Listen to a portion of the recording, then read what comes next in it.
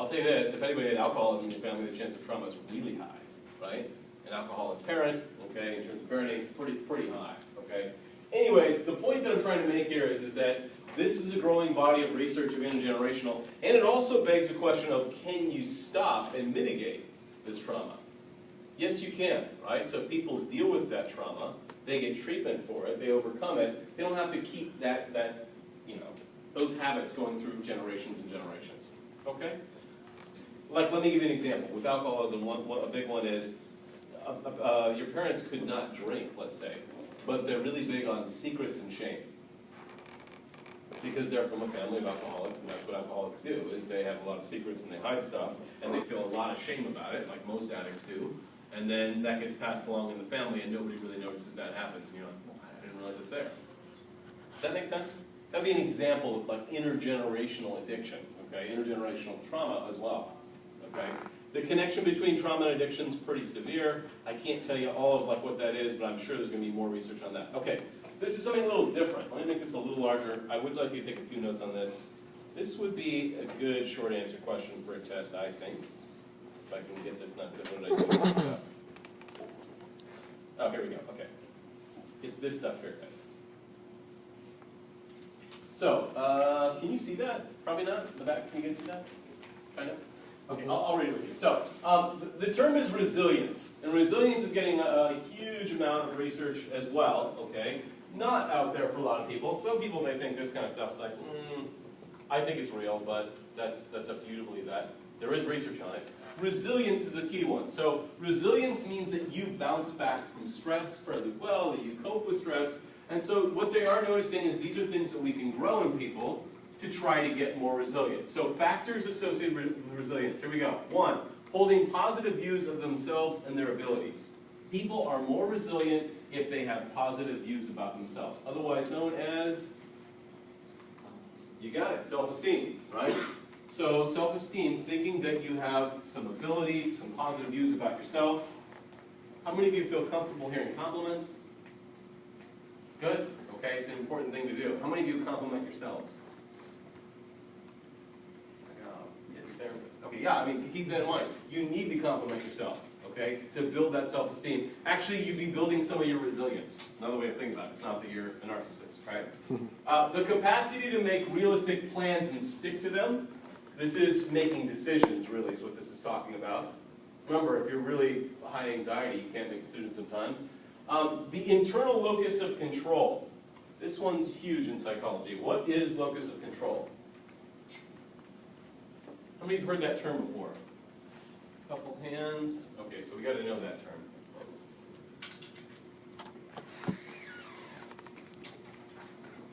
Think of locus meaning like place. Okay? The place where there's control. So there's something called an internal locus of control, and then guess what the opposite is? External, okay? If I believe that life is mostly happening to me, I have no control over it, then I have very much of an external locus of control. Okay, so life is happening to me. The reality is life happening to me? What do you think? You don't have to answer that if you don't want. Yeah, some of it is, right? A lot of life is just happening to me, right? I could, knock on whatever superstitious wood you want. I hope I don't get into a car and leave here and somebody crashes into me. I have no control over that. I can try to look, but it could happen, right?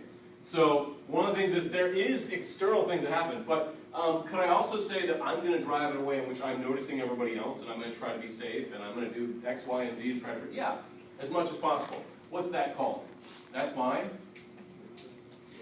internal locus of control. Internal locus of control is the idea that you believe you can do something about your reality. I cannot tell you enough how you hopefully can see this as a theme. I talked about empowerment the other day, that you can do something about your own life. Okay? When you say to yourself, I didn't do well in that class because that professor's a prick, okay? That's cool, I get it. Okay, I'm not in some way saying, but is that an internal or external locus of control? External. Which one? External? It's external, right? You're basically saying, like, yeah, because that, it's your fault. You're not owning the fact of, like, well, what are all the things that I did? Okay? And at the same time, too, I'm not saying that there's not some unfair teacher, and yeah, maybe so. but that wouldn't be an internal locus of control. Everybody clear on that point?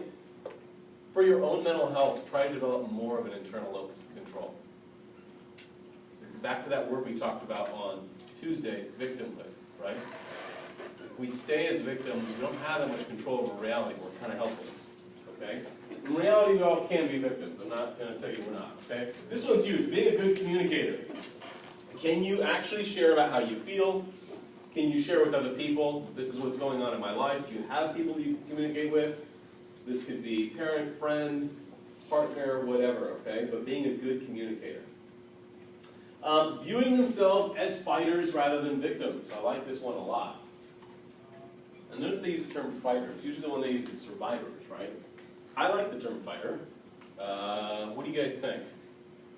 You think, this is going to sound weird. What if I'm going to make you feel uncomfortable? How many of you in here are fighters?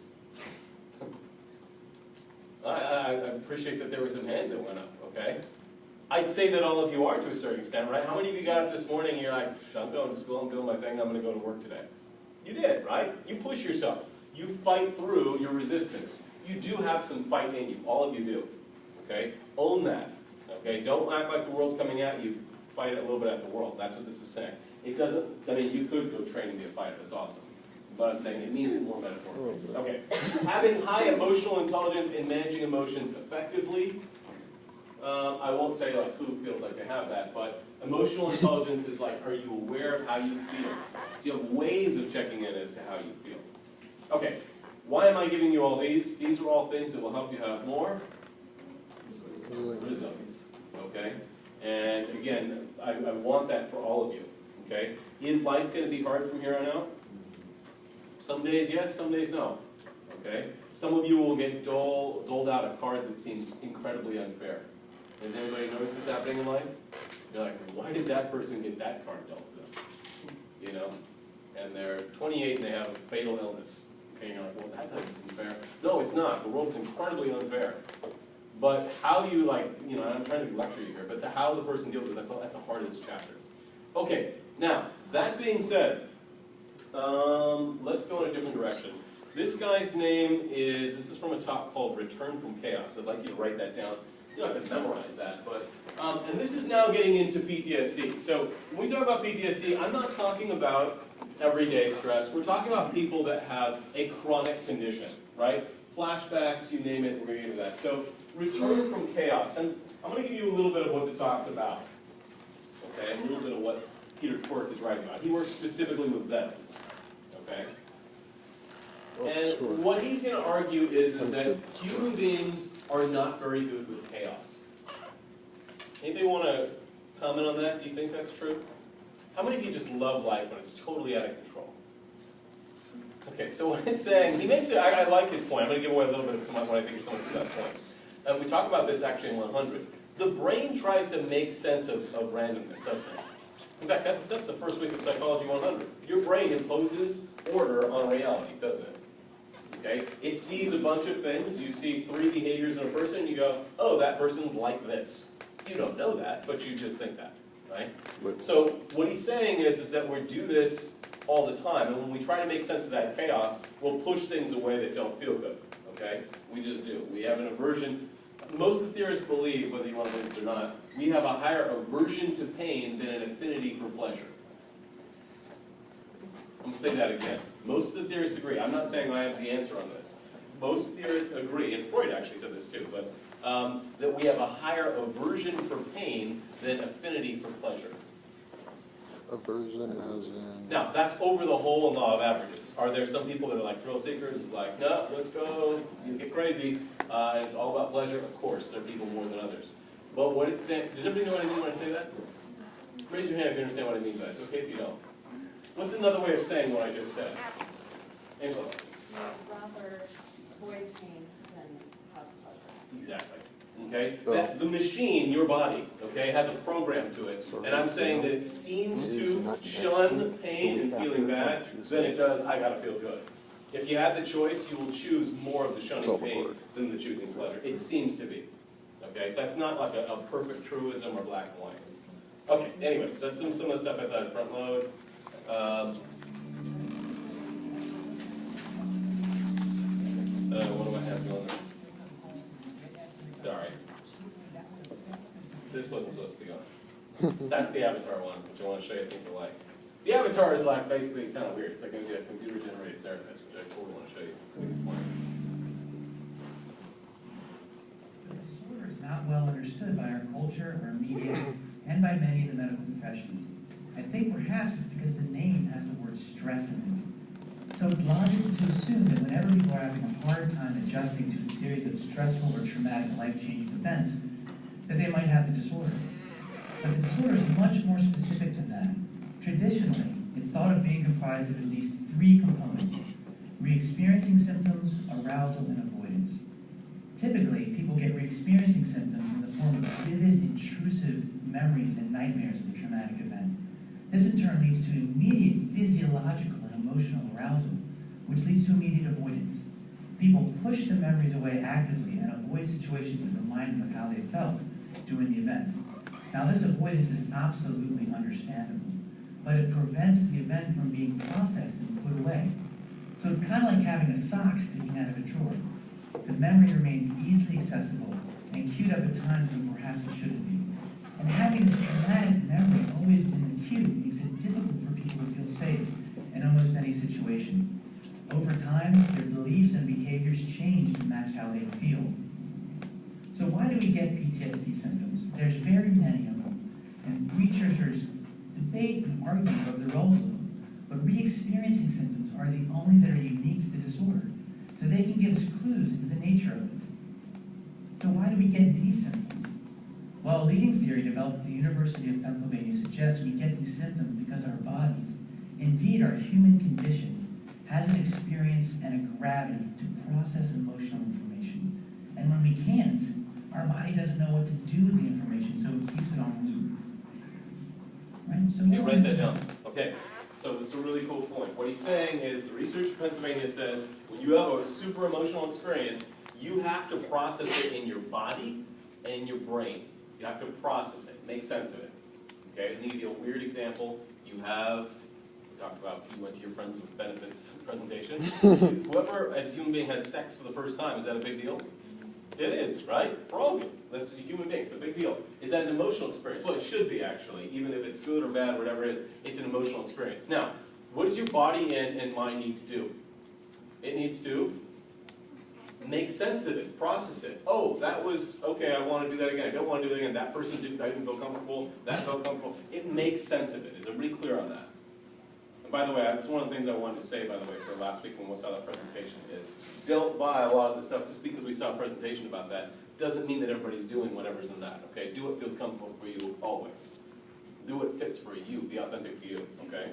But the point I was going to say is, that's the processing part. You make sense of it, okay? Person's coming of age, they have sex, right? Now, what happens, for instance, if somebody, and this does happen, I'm thinking of a particular client, where they have sex in a way where they don't tell any friend about it, don't tell any family member about it, it's a secret. In fact, they're worried about the sex they're having might even be illegal because of age.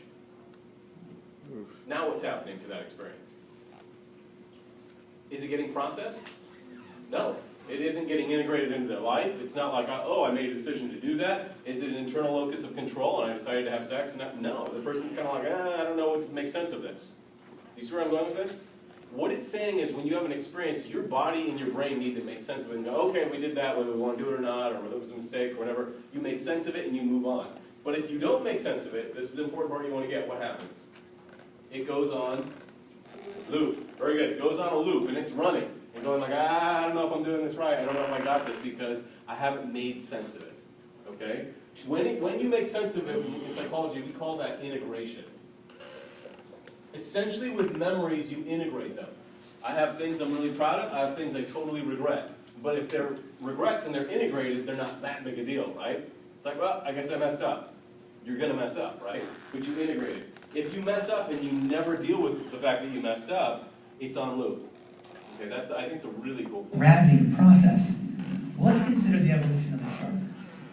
We're told that this is nature's perfect swimming and eating machine. In fact, it's such a perfect machine at doing these things that if you try to stop the shark from swimming, there'll be dire health consequences for the shark. Well, much like the shark who needs to swim to be healthy, we need to process emotional information. It's what we do. Nature has adapted us to be keen organizers of incoming information.